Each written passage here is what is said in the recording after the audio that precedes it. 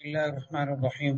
الحمد لله رب العالمين والعاقبة للمتقين والصلاة والسلام على سيدنا محمد وعلى آله وأصحابه أجمعين. أما بعد، أعوذ بالله من الشيطان الرجيم. بسم الله الرحمن الرحيم. ولا تقربوا الفواحش ما ظهر منها وما بطن. صدق الله العظيم. آج کی نشست میں انشاءاللہ حیا کی صفت پر بات کی جائے گی، جو انسان کی ایک بہت ہی خوبصورت خوبی اور اس کی بہترین صفت ہے، جس صفت کے نتیجے میں انسان گناہوں سے بچتا ہے، اللہ کی نافرمانیوں سے محفوظ ہوتا ہے، اور جتنی زیادہ یہ صفت انسان کے اندر پیدا ہوتی چلی جاتی ہے اتنا زیادہ انسان خوبصورت سے خوبصورت ترین بنتا چلا جاتا ہے۔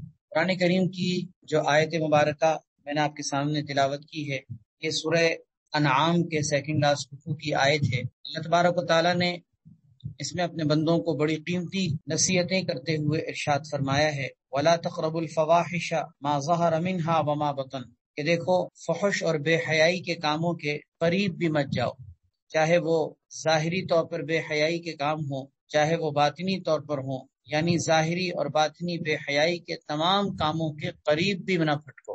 قرآن کریم میں اللہ تبارک و تعالیٰ نے بے حیائی کی طرف جانے سے منع کرتے ہوئے انداز یہ اختیار فرمایا کہ اس کے قریب بھی نہ پھٹکو۔ اس سے معلوم یہ ہوا کہ بے حیائی، فحشکاری، بدکاری یہ ایسی غلط اور گندی اور بری اور قبیح صفت ہے کہ جس سے بچنا تو ہے ہی، اس کے قریب جانے سے بھی بچنا ہے۔ اسی وجہ سے قرآن کریم میں اللہ تبارک و تعالیٰ نے اور بھی بے حیائی کے کئی کاموں کو منع کرتے ہوئے ان کے قریب جانے سے بھی منع فرمایا ہے۔ چنانچہ انتہائی درجے کا جو گندا اور گھناؤنا فعل ہے جس کو زنا کہا جاتا ہے، 15ویں پارے میں سورہ بنی اسرائیل کے اندر اللہ تبارک و تعالیٰ نے اس سے منع کرتے ہوئے انداز یہ اختیار فرمایا، وَلَا تَقْرَبُوا الزِّنَا، کہ دیکھو زنا کے قریب بھی نہ جانا۔ حالانکہ منع کرنے کا انداز تو یہ ہونا چاہیے تھا کہ وَلَا تَزْنُوا، زنا مت کرنا، لیکن اس کے قریب جانے سے بھی منع کرنے کی وجہ یہ ہے کہ یہ ایسی گندی چیز ہے کہ جس کے قریب بھی انسان اگر پھٹکے تو انسان اس گندگی کا شکار ہو جاتا ہے۔ یہی وجہ ہے کہ آپ شریعت کے احکام میں ایسے کئی حکم دیکھیں گے کہ جن کو زنا کی طرف اور گندگی کی طرف جانے کی وجہ سے اور ان کے گندگی کا سبب بننے کی وجہ سے اللہ تعالیٰ نے اور اس کے رسول نے اس سے منع کر دیا۔ مثلا بدنظری ہے، اس بدنظری سے منع کیا گیا ہے۔ دیکھا جائے تو اپنی ذات میں بدنظری کوئی بری چیز نہیں، ایک انسان اگر اپنی آنکھوں سے کسی کو دیکھتا ہے نامحرم کو تو بظاہر اپنی ذات کے اعتبار سے یہ عمل برا نہیں ہے، لیکن چونکہ یہ ذریعہ بنتا ہے بے حیائی کے کاموں کا، یہ ذریعہ بنتا ہے بے حیائی کے دروازوں کے کھلنے کا، تو اس وجہ سے اللہ تعالیٰ نے بے حیائی کے کاموں کے ذریعے سے بھی اور اس کا سبب اختیار کرنے سے بھی منع کرتے ہوئے فرما دیا کہ قُلْ لِلْمُؤْمِنِينَ يَغُضُّوا مِنْ أَبْصَارِهِمْ وَيَحْفَظُوا فُرُوجَهُمْ، کہ اے نبی ایمان والے مردوں سے بھی کہہ دیجئے کہ وہ اپنی نگاہوں کی حفاظت کریں، اپنی نگاہوں کو جھکا لیں اور اپنی شرمگاہوں کی حفاظت کریں۔ وَقُلْ لِلْمُؤْمِنَاتِ يَغْضُضْنَ مِنْ أَبْصَارِهِنَّ وَيَحْفَظْنَ فُرُوجَهُنَّ، اور اے نبی ایمان والی عورتوں سے بھی کہہ دیجئے کہ وہ اپنی نگاہوں کو جھکائیں اور اپنی شرمگاہوں کی حفاظت کریں۔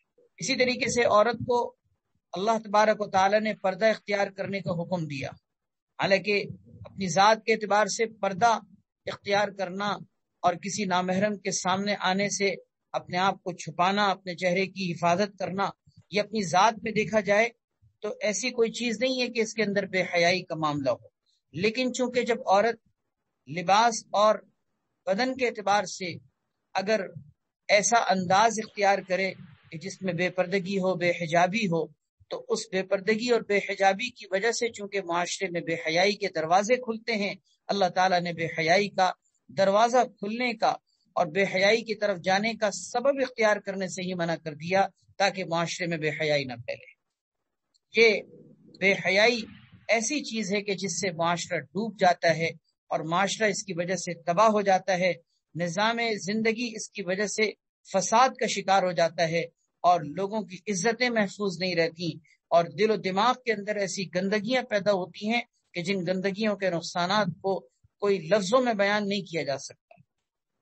آج کا آپ کو معاشرہ پتہ ہے کہ کس قدر تیزی سے ہمارے معاشرے میں یہ بے حیائی کی صفت پھیل رہی ہے. یہ بے حیائی کا انداز ہمارے معاشرے میں کتنی تیزی سے اختیار کیا جا رہا ہے، اور یہ ایسا طوفان برپا ہے کہ جس طوفان نے ہر ایک کو اپنی لپیٹ میں لے رکھا ہے.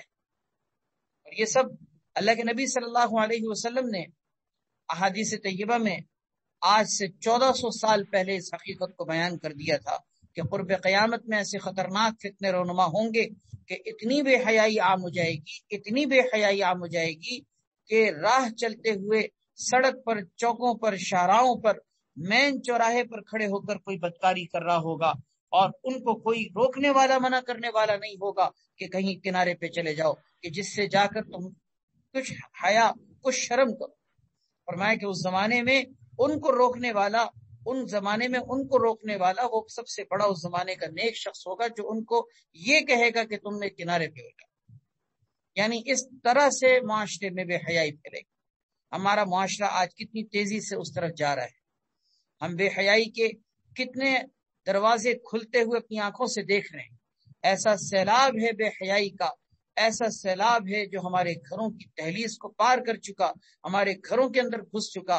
اور آج کا نوجوان، آج کے مرد، آج کی خواتین، آج کے بچے، آج کے بڑے، آج کے بوڑھے، کون ایسا شخص ہے کہ جو اس سے محفوظ رہ رہا ہے؟ کتنی تیزی سے یہ سیلاب سب کو اپنی لپیٹ میں لے رہا ہے. اس لیے ضرورت اس بات کی ہے کہ اس بے حیائی کی صفت سے اپنے آپ کو بچایا جائے، اپنے اندر حیا پیدا کی جائے. حیا ایسی چیز ہے کہ جس کی حدیث میں نبی کریم صلی اللہ علیہ وسلم نے تعریف کی اور فرمایا کہ الحیاء خیر کلہ، حیا سراسر خیر، حیا سراسر خیر. روایت میں ہے اللہ کے نبی صلی اللہ علیہ وسلم نے ارشاد فرمایا اوصی کا ان تستحی من اللہ، میں تمہیں اس بات کی وصیت کرتا ہوں. آپ نے وصیت کرتے ہوئے فرمایا میں تمہیں اس بات کی وصیت کرتا ہوں کہ تم اللہ سے اس طرح سے حیا کرو جیسا کہ تم اپنے قبیلے کے، اپنی قوم کے کسی نیک آدمی سے شرم اور حیا محسوس کرتے ہو. اس طرح سے تم اللہ تعالیٰ سے حیا کرو. حدیث میں آتا ہے نبی کریم صلی اللہ علیہ وسلم خود بھی اتنی حیا رکھنے والے تھے، اتنی حیا کی صفت سے متصف تھے کہ بخاری اور مسلم کی روایت میں ہے کہ آپ صلی اللہ علیہ وسلم کنواری لڑکی کے جو کہ اپنی پردہ نشینی کی حالت میں ہو، یعنی وہ کنواری لڑکی جو اپنی پردہ نشینی کی حالت میں ہے، اس سے زیادہ آپ صلی اللہ علیہ وسلم شرم اور حیا کی صفت اختیار کرنے والے تھے. اس میں آتا ہے اللہ کے نبی صلی اللہ علیہ وسلم کا ارشاد ہے ان لکل دین خلقا، ہر دین کے کچھ اخلاق ہوتے ہیں، کچھ صفات ہوتی ہیں. وخلق الاسلام الحیا، اسلام کی صفات، اسلام کے بہترین اخلاق وہ حیا کی صفت کو اختیار کرنا ہے. شعب الایمان کی روایت ہے، علامہ بہقی رحمۃ اللہ علیہ نے اس حدیث کو نقل کیا ہے. اللہ کے نبی صلی اللہ علیہ وسلم ارشاد فرماتے ہیں ان الحیاء والایمان قرناء جمیعا، حیا اور ایمان دونوں ایک دوسرے کے ساتھی ہیں، ایک دوسرے کے ہم نشین ہیں، ایک ساتھ رہنے والے ہیں. فَإِذَا رُفِعَ أَحَدُهُمَا رُفِعَ الْآخَرُ، جب ان میں سے کوئی ایک چلا جاتا ہے دوسرا بھی چلا جاتا ہے. جیسے دو ساتھی جو ہمیشہ ساتھ رہتے ہوں، ایک کے اٹھنے سے دوسرا بھی اٹھ جاتا ہے. فرمایا حیا اور ایمان ایسے ہی دو ساتھ رہنے والے ساتھی ہیں، ان میں سے ایک نکل جائے تو دوسرا خود بخود چلا جاتا ہے. حدیث میں آتا ہے، ابو داؤد شریف کی روایت ہے ان اللہ حیی ستیر یحب الحیاء والتستر، اللہ تبارک و تعالی حیادار ہیں، اللہ تبارک و تعالی حیادار ہیں اور پردہ رکھنے والے ہیں، پردہ پوشی کرنے والے ہیں، انسان کے عیوب کو چھپانے والے ہیں. اور یحب الحیاء والتستر، اللہ تبارک و تعالیٰ اس صفت کو اپنے بندوں کے لیے بھی پسند کرتے ہیں. یعنی کیا مطلب کہ اللہ تعالیٰ یہ پسند کرتے ہیں کہ حیا کو اختیار کیا جائے، تستر کو اختیار کیا جائے، کسی کے عیب پر مطلع ہونے کی صورت میں اس کو چھپایا جائے اور حیا کی صفت سے متصف ہوا جائے. اللہ تبارک و تعالیٰ اپنے بندوں کے لیے بھی اس کو پسند کرتے ہیں. بخاری اور مسلم کی روایت ہے، اللہ کے نبی صلی اللہ علیہ وسلم نے ارشاد فرمایا الایمان بضع و70 شعبۃ، ایمان کے 70 سے زائد شعبے ہیں، 70 سے زیادہ شعبے ہیں. ان میں سے سب سے افضل ترین شعبہ وہ لا الہ الا اللہ کہنا ہے، اور سب سے ادنا ہلکے درجے کا، سب سے ادنا درجے کا شعبہ اماطۃ الاذی عن الطریق، راستے سے کسی تکلیف دہ چیز کا ہٹا دینا۔ سب سے اعلیٰ شعبہ کیا؟ لا الہ الا اللہ۔ سب سے ادنا شعبہ کیا؟ راستے سے کسی تکلیف دہ چیز کا ہٹا دینا۔ اور پھر اس کے بعد درمیان کے جتنے بھی شعبے ہیں، آپ نے ان تمام شعبوں کو ذکر نہیں کیا، لیکن آپ صلی اللہ علیہ وسلم نے ان تمام شعبوں میں ایک اہم ترین ایسے شعبے کا تذکرہ کیا کہ جس شعبے کو زندہ کرنے سے انسان کے دیگر سارے ایمان کے شعبے زندہ ہو جاتے ہیں۔ وہ کیا؟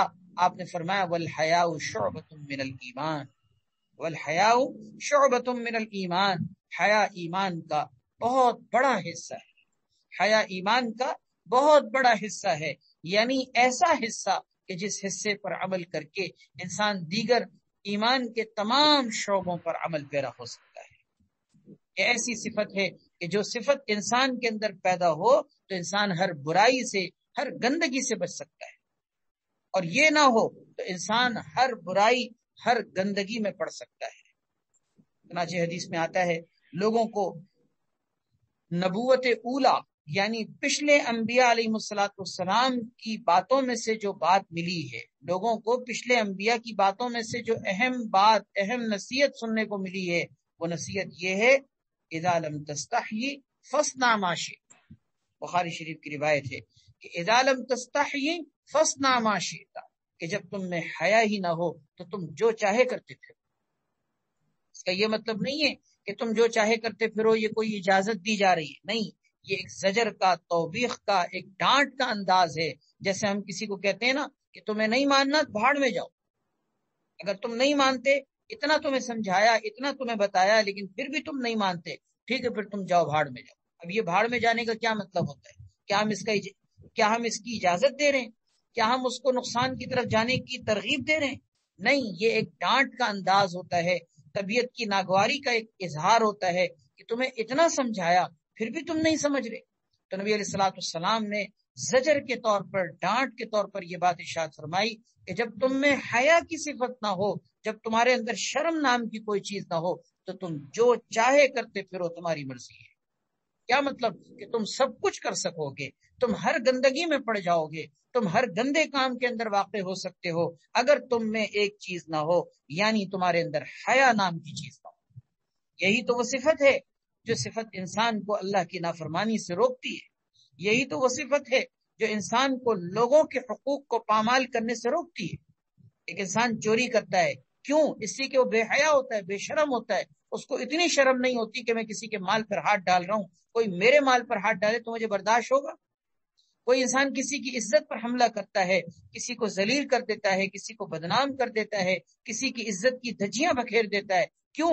اس کے اندر شرم نام کی کوئی چیز نہیں ہوتی۔ کیوں؟ اس لیے کہ شرم اور حیا کی صفت ہی تو وہ چیز ہے جو انسان کے لیے اللہ کے حقوق کی ادائیگی کا بھی ذریعہ بنتی ہے اور اللہ کے بندوں کے حقوق کی ادائیگی کا بھی ذریعہ بنتی ہے۔ حضرات محدثین نے حیا کی تعریف یہ کی ہے کہ الحیاء خلق یمنع الشخص من الفعل القبیح۔ حیا ایک ایسی صفت کا نام ہے جو انسان کو برے افعال سے روکتی ہے۔ کیا مطلب؟ کہ ایک ایسی صفت انسان کے اندر جو انسان کو برے افعال سے روکتی ہے، کیونکہ یہ نہ ہو تو انسان کے لیے کسی بھی برائی سے رکنے کا کوئی محرک نہیں ہوتا، کوئی رکاوٹ نہیں ہوتی۔ یہ ایسی عظیم صفت ہے جس صفت کو آج کے ہمارے اس معاشرے میں پیدا کرنے کی اور اپنانے کی، عمل میں لانے کی، اختیار کرنے کی حد درجہ ضرورت ہے، کیونکہ ہم بہت تیزی سے بے حیائی کے ماحول کی طرف جا رہے ہیں۔ مادر پدر آزاد ماحول جو ہماری ایک اپنی تہذیب، اسلامی تہذیب کا ہرگز حصہ نہیں ہے، یہ فرنگی تہذیب کا، مغربی تہذیب کا، اللہ کے نافرمان بندوں کی تہذیب کا حصہ آج کے مسلمان کے گھرانوں میں بھی، آج کے مسلمان خاندانوں میں بھی، آج کے مسلم معاشرے کے اندر بھی یہ مادر پدر آزاد معاشرہ تیزی سے پھیلتا ہوا نظر آ رہا ہے۔ اور اس صفت کو اختیار کرنے میں آج کے مسلمانوں کے اندر بھی دیکھا جا رہا ہے کہ بہت تیزی سے سبقت کر رہے ہیں۔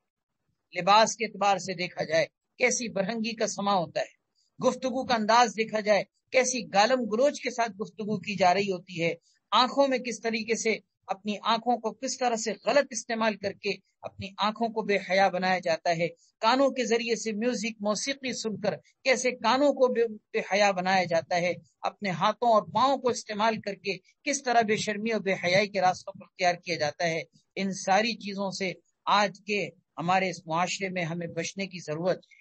اور حقیقت ہے کہ اس زمانے میں اپنے آپ کو، اپنی نگاہوں کو، اپنے کانوں کو، اپنی زبان کو، اپنے اعضاء و جوارے کو بچانا مشکل ہے، لیکن ناممکن نہیں ہے۔ اللہ نے یہ حکم دیا ہے، اللہ نے اس حکم کو پورا کرنے کی طاقت بھی دی۔ کوئی یہ نہیں کہہ سکتا کہ میں اپنی نگاہوں کو نہیں بچا سکتا، یہ غلط بات ہے، یہ سمجھ لیجئے۔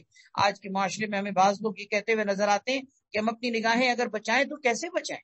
بھائی اس طرح بچائیں کہ جیسے اللہ نے بچانے کا حکم دیا ہے۔ آپ یہ کہیں کہ نہیں ممکن نہیں ہے، تو جواب یہ کہ اللہ نے حکم کیوں دیا؟ کیا اللہ تعالیٰ کو اپنے بندوں کی، کیا اللہ تبارک و تعالیٰ کو اپنے بندوں کی اس طرح کی جو ہے بے بسی کا علم نہیں تھا کہ بندے اتنے بے بس ہو جائیں گے؟ اللہ تعالیٰ کو پتا تھا، اللہ تبارک و تعالیٰ پیدا کرنے والے ہیں، وہ جانتے ہیں کہ انسان اگر ہمت سے کام لے، اپنی طاقت اور قوت کو استعمال کرے تو اپنی نگاہوں کو محفوظ کر سکتا ہے۔ اگر نہ کر سکتا ہوتا تو اللہ حکم بھی نہ دیتے۔ سورہ بقرہ کا آخری رکوع دیکھیے، آمن رسول، اس کے اندر آپ یہ دیکھیے آیت موجود ہے، لا یکلف اللہ نفسا الا وسعها۔ سورہ طلاق میں بھی اللہ تعالیٰ نے یہی بات فرمائی، قرآن کریم میں کئی جگہ اللہ تعالیٰ نے یہ بات واضح فرمائی ہے کہ لا یکلف اللہ نفسا الا وسعها۔ اللہ تعالیٰ انسان کو اس کی وسعت کے مطابق مکلف بناتے ہیں، اس کی وسعت سے زیادہ کا اس کو مکلف نہیں بناتے۔ جتنی طاقت اللہ نے دی ہے اتنا ہی اللہ حکم دیتے ہیں۔ ایسا کوئی حکم شریعت کے اندر نہیں ہے جس کو پورا کرنے کی صلاحیت اور طاقت اور قدرت انسان کو نہ دی گئی۔ اب یہ حیا کی صفت کیسے اختیار کی جائے، اپنے اندر حیا کو کیسے پیدا کیا جائے؟ آئیے اس کے لیے خود حدیث کی روشنی میں ہم ان طریقوں کو سمجھتے ہیں۔ ترمذی شریف کی ایک روایت ہے، حضرت سیدنا عبداللہ بن مسعود رضی اللہ تعالیٰ عنہ راوی ہیں، وہ نقل فرماتے ہیں کہ اللہ کے نبی صلی اللہ علیہ وسلم نے ارشاد فرمایا، استحیوا من اللہ حق الحیا۔ صحابہ کرام سے آپ نے فرمایا، استحیوا من اللہ حق الحیا، اللہ تعالیٰ سے ایسے حیا کرو جیسا کہ اس سے حیا کرنے کا حق، جیسا کہ اس سے حیا کرنے کا حق ہے، اس طرح سے اللہ سے حیا اختیار کرو۔ صحابہ کرام نے کہا کہ الحمدللہ یا رسول اللہ، ہم اللہ تبارک و تعالیٰ سے حیا اختیار کرتے ہیں، اس پر اللہ تبارک و تعالیٰ کا ہم شکر ادا کرتے ہیں کہ اللہ نے ہمیں حیا کی صفت عطا فرمائی۔ آپ صلی اللہ علیہ وسلم نے فرمایا کہ یہ حیا نہیں ہے، حیا کس چیز کا نام ہے؟ پھر آپ نے اس کے لیے 4 طریقے اختیار کرنے کی تعلیم دی۔ وہی 4 طریقے غور سے سنیے، انشاءاللہ ہم ان 4 طریقے پر عمل کریں گے، ہمارے اندر انشاءاللہ یہ حیا کی صفت پیدا ہوگی۔ اللہ کے نبی صلی اللہ علیہ وسلم نے فرمایا، من استحیا من اللہ حق الحیا، جو اللہ تبارک و تعالیٰ سے حیا کا حق ادا کرنا چاہتا ہے، یعنی ایسی حیا کی صفت اپنانا چاہتا ہے جیسا کہ اللہ سے حیا اختیار کرنے کا حق ہے، اس حق کو جو ادا کرنا چاہتا ہے اس کو چاہیے کہ 4 کام کرے۔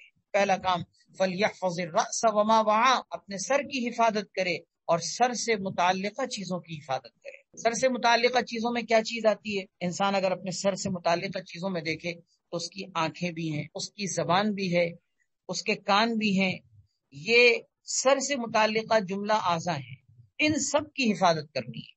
سر کی حفاظت میں سب سے بنیادی چیز یہ ہے کہ سر غیر اللہ کے سامنے نہ جھکے، کیونکہ اس سے بڑی بے شرمی کیا ہو سکتی ہے، اس سے بڑی بے حیائی کیا ہو سکتی ہے کہ انسان اپنے پیدا کرنے والے کو چھوڑ کر غیر کے سامنے سجدہ کر رہا ہو۔ اس سے بڑی بھی کائنات میں کوئی بے شرمی ہو سکتی ہے؟ پیدا اللہ نے کیا، سجدہ غیر کو کیا جا رہا ہے، کھانا اللہ کا دیا ہوا کھاتا ہے، سجدہ غیر کو کرتا ہے، لباس اللہ کا دیا ہوا پہنتا ہے، سجدہ غیر کے سامنے کرتا ہے، اس سے بڑی کوئی بے شرمی ہو سکتی ہے؟ آج ہم اپنے جانور کو اگر کچھ کھلائیں اور وہ ہمیں ہی پھونکنے لگے اور ہمیں ہی جو ہے کاٹنے لگے، ہمیں ہی نقصان پہنچنے لگے، تو ہم اس کو کہتے ہیں کہ تم ہمارا ہی کھاتے ہو اور ہمارا ہی جو ہے ہمیں ہی کاٹنے کے لیے دوڑ رہے ہو۔ ہم اپنے جانور پر غصہ کر رہے ہوتے ہیں۔ ہم کسی نوکر کو اگر دیکھیں کہ وہ ہمارے گھر میں چوری کرے، ہم کہتے ہیں کہ تم نمک حرام ہو، ہمارا کھاتے ہو اور ہماری چوری کرتے ہو۔ آپ سوچئے ذرا، ہم تو اللہ رب العزت کے کوئی نوکر نہیں ہے، خادم نہیں ہے، ہم اس کے کوئی غلام نہیں ہیں، ہم تو بندے ہیں۔ بندے سے بڑی کیا چیز ہو سکتی ہے؟ اللہ رب العزت ہمارے رب معبود، ہم اس کو چھوڑ کر اگر غیر کے سامنے سجدہ ریز ہوں، کسی غیر کے سامنے اپنے سر کو جھکائیں، اس سے بڑی بے شرمی کیا ہو سکتی؟ تو آپ صلی اللہ علیہ وسلم نے فرمایا اپنے سر کی حفاظت کرو اور سر سے متعلقہ چیزوں کی۔ تو سب سے پہلی چیز تو یہ آ گئی کہ غیر اللہ کے سامنے سجدہ نہ ہو. دوسری چیز یہ کہ اپنی نگاہوں کی حفاظت. نگاہوں کی حفاظت ظاہر ہے کہ اس میں شرم اور حیا کا کتنا بڑا دروازہ ہے. آپ کو معلوم ہے کہ نگاہوں کے ذریعے سے کتنی بے شرمی اور بے حیائی کے دروازے کھلتے ہیں. بلکہ دیکھا جائے آج کے ہمارے معاشرے میں بے حیائی کا سب سے بڑا ذریعہ کیا ہے؟ وہ نگاہ تو ہے کہ اس نگاہ کا غلط استعمال انسان کو صرف نگاہوں کو اعتبار سے بے حیا نہیں بناتا، بلکہ اس کا دل و دماغ سب بے حیا ہو کے رہ جاتا ہے. اس کے جذبات بے حیا ہو جاتے ہیں، اس کے اندر خیالات بے حیا ہو جاتے ہیں، اس کی فطرت، خصلت، عادت، طریقہ زندگی گزارنے کا اسٹائل، لائف اسٹائل، سب کے اندر بے حیائی آ جاتی ہے، صرف ایک آنکھ کے غلط استعمال کی وجہ سے. کیونکہ آنکھ کے راستے سے گندگی دل میں اترتی ہے، اور وہ جب دل میں اترتی ہے تو سارے اعضاء اور جوارے سب گندگی کا ڈھیر بن جاتا ہے. اسی لیے کہا جاتا ہے اچھا دیکھو گے اچھا کرو گے، برا دیکھو گے برا کرو گے. آنکھوں کی حفاظت. اسی طرح اپنے کانوں کی حفاظت. میوزک، موسیقی، گندی چیزیں، غیبت سننا، بے حیائی کی باتیں سننا، گندی باتیں سننا، یہ اپنے کانوں کے حفاظت کے سراسر خلاف. کیونکہ انسان اپنے کانوں سے گندی چیزیں سنے گا، میوزک، موسیقی، گانے بجانے سنے گا، تو نتیجہ کیا نکلے گا؟ یہ کانوں کے راستے سے صرف یہ سننے والی بات نہیں ہے، بلکہ دل میں اترنے والی بات ہے. ان کانوں کے راستے سے وہ میوزک، موسیقی کی گندگی اور اس کی نحوست، وہ خباثت دل میں اترے گی، اور اس کی وجہ سے دل و دماغ کے اندر گندگی پیدا ہو. اسی وجہ سے آتا ہے کہ میوزک، موسیقی انسان کے جذبات کو برانگیختہ کرتے ہیں. اس سے انسان فحشکاری کی طرف، بدکاری کی طرف اور زناکاری کی طرف جاتا ہے. اسی طرح اپنی زبان کی حفاظت. زبان کی حفاظت کے انسان اپنی زبان کو گالم گلوچ سے بچائے، بے حیائی کی گفتگو کرنے سے بچائے، فحش گفتگو کرنے سے بچائے، اپنی زبان کو باوقار بنائے، مہذب بنائے، شائستہ گفتگو کرے، باحیاء طور پر گفتگو کرے کہ دیکھنے میں پتہ چلے کہ یہ شرم اور حیا کی صفت اختیار کرنے والا ہے. ایسا نہ ہو کہ زبان ایسی گندی ہو کہ جہاں بولا وہاں پر گندگی پھیلا دے. یہ زبان کی حفاظت. آپ صلی اللہ علیہ وسلم نے فرمایا سر کی حفاظت کرو اور سر سے متعلقہ چیزوں کی حفاظت کرو. دوسری چیز آپ صلی اللہ علیہ وسلم نے فرمایا وَلْيَحْفَظِ الْبَطْنَ وَمَا حَوَى. اسے چاہیے کہ اپنے پیٹ کی حفاظت کرے اور پیٹ سے متعلقہ چیزوں کی حفاظت کرے. پیٹ سے متعلقہ چیزوں میں کیا چیزیں آتی ہیں؟ پیٹ کے اندر انسان کے اس سے متعلقہ چیزوں میں اس کے دونوں ہاتھ بھی ہیں، دونوں پاؤں بھی ہیں، اس کی شرمگاہ بھی ہے. اسی طرح پیٹ سے متعلقہ چیزوں میں انسان کا قلب بھی ہے. ان ساری چیزوں کی حفاظت، جیسے سر سے متعلقہ چیزوں کی حفاظت کا حکم دیا، اسی طرح پیٹ سے متعلقہ چیزوں کی حفاظت. پیٹ میں حفاظت کے اندر، پیٹ کی حفاظت کے اندر سب سے بڑی چیز تو یہ ہے کہ حرام لقمہ پیٹ میں نہ ڈالے. کیونکہ حرام لقمہ، ایسا لقمہ جو حرام ہو، حرام ذریعے سے کمایا گیا لقمہ جب پیٹ میں اترے گا تو انسان کے پیٹ میں جا کر یہ اس کے اندر گندگی پیدا کرے گا. اس کے سوچنے کا انداز، اس کے جذبات، خیالات، اس کے افعال، اس کا کردار، سب کے اندر گندگی آئے گی. کیوں؟ اس لیے کہ حرام لقمہ پیٹ میں جا کر ہلچل مچا دیتا ہے. ایک گولی، ایک ٹیبلٹ ہم کھاتے ہیں، ہماری طبیعت میں، ہماری جسم میں، ہماری باڈی کے اندر ہلچل مچ جاتی ہے. کیا ہم حرام کھانا کھا رہے ہوں، حرام پانی پی رہے ہوں، حرام لباس پہن رہے ہوں، حرام زندگی کے ساز و سامان سے ہم فائدے حاصل کر رہے ہوں، تو مجھے بتائیے کیا یہ زندگی کے اندر ہلچل نہیں مچائیں گے؟ اللہ اکبر. حرام جس کا کھانا پینا، اوڑھنا بچھونا ہو، حرام زندگی کے طور طریقے ہوں، اس کی زندگی کے اندر کتنی بے حیائی پیدا ہو. اس لیے پیٹ کی حفاظت میں بنیادی چیز یہ کہ اپنے پیٹ کی حفاظت یعنی حرام لقمے سے کی جائے. اسی طرح پیٹ سے متعلقہ چیزوں میں ہاتھوں کی حفاظت، ہاتھوں کو بے حیائی کے کاموں میں استعمال نہ کیا جائے. اپنے پاؤں کی حفاظت کہ اپنے پاؤں سے بے حیائی کے کاموں اور راستوں پر چل کر نہ جایا جائے. اسی طرح شرمگاہ کی حفاظت کہ شرمگاہ کو اللہ رب العزت کی مرضی کے خلاف استعمال نہ کیا جائے، حرام راستے کی طرف نہ جایا جائے. اسی طرح پیٹ سے متعلقہ چیزوں میں انسان کا قلب بھی آتا ہے کہ اپنے دل کی حفاظت کی جائے، اپنے دل کی گندگی، اپنے دل کو گندگی سے محفوظ رکھا جائے. حدیث میں آتا ہے ان اللہ لا ينظر الى صورکم واموالکم، اللہ تمہاری صورتوں اور مالوں کو نہیں دیکھتے، ولکن ينظر الى قلوبکم واعمالکم، اللہ تمہارے قلب اور تمہارے اعمال کو دیکھتے. اپنے قلب کو محفوظ رکھا جائے، اپنے قلب کو گندگیوں سے محفوظ رکھا جائے، یعنی اپنے دل و دماغ کے اندر پاکیزگی پیدا کی جائے. یہ پیٹ سے متعلقہ چیزوں کی حفاظت ہو گئی. تیسری چیز آپ صلی اللہ علیہ وسلم نے فرمایا وَلْيَذْكُرِ الْمَوْتَ وَالْبِلَا، اسے چاہیے کہ موت کو یاد کرے اور اپنے پوسیدہ ہونے کو یاد کرے. ایک وقت آئے گا میں دنیا سے چلا جاؤں گا، قبر میں دفن کر دیا جاؤں گا، پھر قبر میں جا کر میں خاک میں مل جاؤں گا، میرا جسم، یہ میرا تن، یہ میرا بدن، یہ میرا ظاہری جسم، یہ سب بوسیدہ اور خاک بن جائے گا، اور میرا جسم یہ بوسیدہ ہو کر پیوند خاک ہو جائے گا۔ اس منظر کو، اس آنے والے حالات کو سوچے، اور اس کے سوچنے کے نتیجے میں اس کے اندر حیا پیدا ہو۔ انسان بے حیائی کیوں کرتا ہے؟ اپنی تن پروری کے لیے، اپنے جسم کو خوبصورت بناتا ہے، اچھے سے اچھے لباس پہننے کی کوشش کرتا ہے۔ تن پروری کے نام پر انسان بے حیائی کے راستے پہ چلتا ہے، میک اپ کے ذریعے سے جسم کو خوبصورت بنا کر، اپنے وضع قطع کے ذریعے سے، برہنگی کا لباس پہن کر جس ظاہر پر انسان بے حیائی کے راستوں پر چل رہا تھا، یہی ظاہر کل بدن جا کر قبر کے اندر خاک کا حصہ بن جائے گا۔ آپ سوچو ذرا کہ یہ خاک بننے والا جسم، کیا اس پر محنت کرنے کی ضرورت ہے؟ انسان کا جسم خاک بن جاتا ہے اور انسان کی روح ہمیشہ باقی رہتی ہے۔ اس روح پر محنت کرو، اس روح کو پاکیزہ بناؤ۔ اس جسم پر محنت کرنے کے نتیجے میں ہوتا یہ ہے کہ انسان بے حیائی کے راستے پہ چلتا ہے۔ تو نبی علیہ الصلوۃ والسلام نے فرمایا وَلْيَذْكُرِ الْمَوْتَ وَالْبِلَا، اسے چاہیے کہ موت کو یاد کرے اور بوسیدہ ہونے کو یاد کرے کہ ایک وقت ایسا آئے گا کہ قبر میں خاک بن جاؤں۔ اور چوتھی چیز آپ صلی اللہ علیہ وسلم نے فرمائی کہ ومن اراد الآخرۃ ترک زینت الدنیا، جو آخرت کا ارادہ رکھے، یعنی جس کا آخرت کا ارادہ ہو کہ میں آخرت میں کچھ چاہتا ہوں، آخرت میں کچھ کامیابی چاہتا ہوں، ترک زینت الدنیا، اس کو چاہیے کہ وہ دنیا کی زینت کو ترک کر دے۔ جو آخرت کا ارادہ رکھتا ہو اس کو دنیا کی زینت کو ترک کر دینا چاہیے۔ یہ دنیا کی زینت کا ترک کرنا، یہ بے حیائی سے بچنے کا بہت بڑا طریقہ ہے۔ انسان دنیا کی تزئین و آرائش میں، دنیا کی زیب و زینت میں، دنیا کی خوبصورتی اور خوشنمائی میں ایسا منہمک ہوتا ہے، ایسا غرق ہوتا ہے، ایسا غفلت میں پڑتا ہے کہ نتیجہ یہ نکلتا ہے کہ اس کی دنیا ہی ساری سوچ اور محنت کا محور اور مرکز بن جاتی ہے، اور انسان اس دنیا کی خوبصورتی اور خوشنمائی میں ایسا لگتا ہے کہ بے حیائی کے راستوں پر چل پڑتا ہے۔ انسان دنیا کی زیب و زینت کو ترک کیے بغیر بے حیائی کے راستوں پر چلنے سے نہیں بچ سکتا۔ آپ صلی اللہ علیہ وسلم نے فرمایا جو آخرت کا ارادہ رکھتا ہو اسے چاہیے کہ دنیا کی زینت کو ترک کر دے۔ تو یہ 4 طریقے ہو گئے۔ پہلا طریقہ، اپنے سر کی حفاظت کرو اور سر سے متعلقہ چیزوں کی حفاظت کرو۔ دوسرا طریقہ یہ ہے کہ اپنے پیٹ کی حفاظت کرو اور اپنے پیٹ سے متعلقہ چیزوں کی حفاظت کرو۔ تیسرا طریقہ یہ ہے کہ اپنے مرنے کو اور مرنے کے بعد بوسیدہ ہونے کو یاد کرو، اور چوتھی چیز یہ ہے کہ دنیا کی زیب و زینت اور تزئین و آرائش کو ترک کرو۔ یہ 4 کام نبی علیہ الصلوۃ والسلام نے اختیار کرنے کی تعلیم دی اس حدیث کے اندر، اور گویا کہ آخر میں اس حدیث کے بارے میں پھر فرمایا فمن فعل ذلک، جس نے یہ 4 کام کر استحیا من اللہ حق الحیا، اس نے اللہ سے ایسے حیا کی جیسے کہ حیا کرنے کا حق۔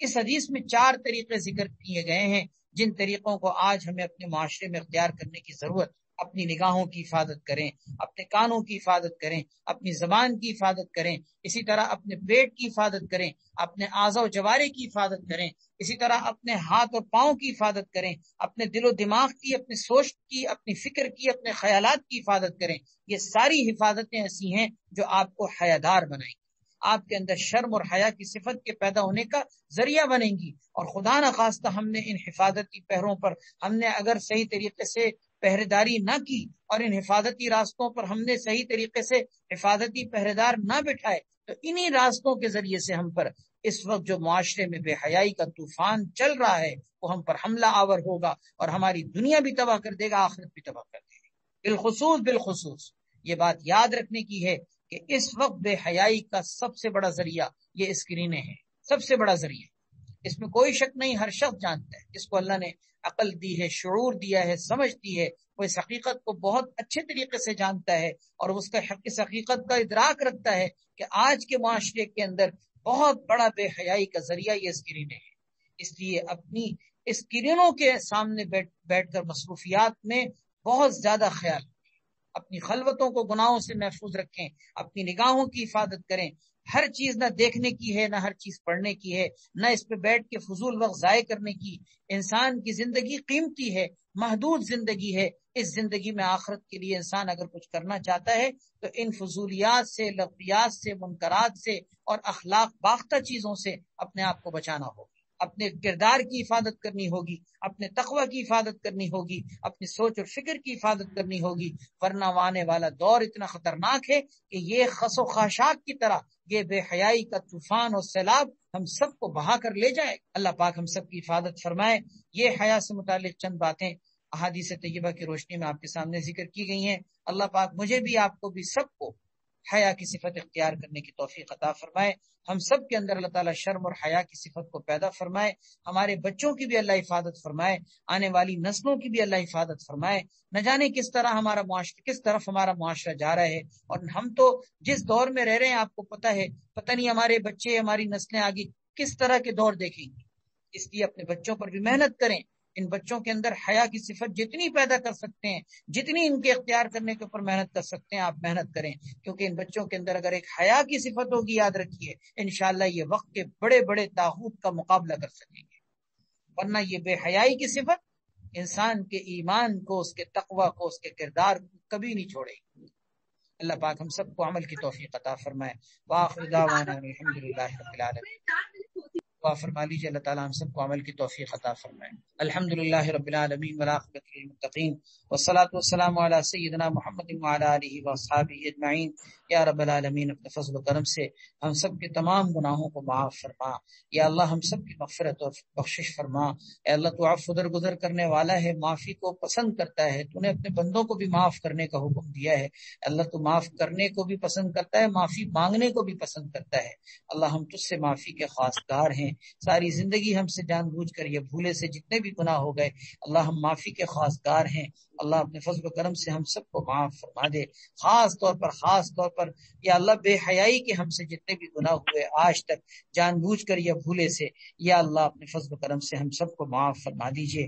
یا اللہ اور آئندہ کی زندگی میں ہم سب کو بے حیائی سے بچا لیجئے، بے شرمی سے بچا لیجئے، بے حیائی کی باتوں سے بچا لیجئے، بے حیائی کے کاموں سے بچا لیجئے۔ یا اللہ بے حیائی کے اسباب اور ذرائع سے بچا لیجئے، بے حیائی کے راستوں پر چلنے سے بچا لیجئے، بے حیائی کی طرف لے جانے والے کاموں سے ہم سب کی حفاظت فرما دیجئے۔ یا اللہ ہمیں بھی، ہمارے بچوں کو بھی، ہمارے بوڑھوں کو، جوانوں کو، مردوں کو، عورتوں کو، سب کو، یا اللہ سب کو شرم اور حیا کی صفت عطا فرمائیے۔ اللہ آپ حیا دار ہیں، اللہ آپ حیا کی صفت کو پسند کرتے ہیں، اللہ ہمارے اندر اس صفت کو پیدا کر دیجئے۔ ہم کمزور ہیں، ہم جس معاشرے میں جی رہے ہیں یقیناً نگاہوں کی حفاظت مشکل ہے، اپنی حیا کی حفاظت مشکل ہے، اپنے ایمان و تقوی کی حفاظت مشکل ہے، لیکن یا اللہ یہ ناممکن نہیں۔ اللہ تو ہمیں ہمت سے کام لینے کی توفیق عطا فرما، اے اللہ ہمیں ہمت کی توفیق عطا فرما، اور بے ہمتی سے بیٹھ کر ہم سب کو غافل اور یا اللہ غفلت کا شکار ہونے سے بچا لیجئے۔ ہمیں ہمت سے کام لینے کی توفیق عطا فرما، اے اللہ ہمارے اندر حیا کی صفت پیدا فرما۔ اے اللہ ہماری اس مجلس کو اپنی بارگاہ میں قبول فرما، تمام سننے والے اور تمام سننے والیوں کو سب کو اجر عظیم جزائے خیر عطا فرما۔ یا اللہ اس مجلس میں یا اللہ جو عقیدت و محبت کے ساتھ اپنے دین کی فکر لے کر، اپنی اصلاح کی فکر لے کر آتے ہیں، یا اللہ اپنے فضل و کرم سے سب کو ان کے مقاصد میں کامیابی عطا فرما، سب کو ہدایت نصیب فرما، سب کے گھروں کے ماحول کو دینی ماحول بنا دیجئے، سب کے اندر یا اللہ اعلیٰ درجے کا ایمان اور تقوی پیدا فرما دیجئے، سب کی تمام پریشانیوں کو دور فرما، سب کے تمام مسائل کو دور فرما، یا اللہ سب کے مسائل کو دور فرما، بیماریوں سے، تکلیفوں سے، آفتوں، بلاؤں سے، پریشانیوں سے، یا اللہ حادثات اور سانحات سے ہم سب کی، تمام لوگوں کی، مسلمانوں کی سب کی یا اللہ حفاظت فرما دیجئے، بالخصوص اس وبائی مرض کا خاتمہ فرما دیجئے۔ یا اللہ جو لوگ مبتلا ہیں سب کو عافیت نصیب فرما دیجئے۔ سبحان ربک رب العزت عما یصفون وسلام علی المرسلین والحمد للہ رب العالمین، آمین برحمتک یا ارحم الراحمین۔